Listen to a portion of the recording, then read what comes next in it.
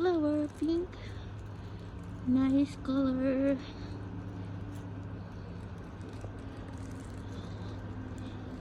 Yan. Nice shape ng ano nila, tree. Aking mga neighbor. Yung kachat ko, kachat, neighborhood. Yung nakakausap kong si Lola, dito siya. Ayan. Sure, nag-aayos na po. Sira na po yung ito. Nalimutan ko yung name nito. Sira na po siya. At saka yung isang kulay pula na flower na yun, nasira din po.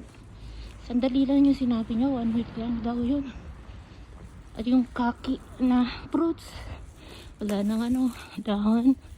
Kahit yung sa backyard. Nasira na rin po yung flowers na binigay niya sa akin. No, yung yellow. Kasi po, sobrang init. Kasi bigla nag-ulan ngayon. Kaya ang pangit-pangit po talaga. Sobra. Okay, yan lang po. Share ko lang po itong area ko. Ayan.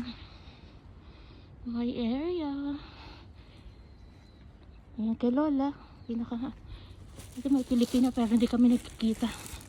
Okay, babush.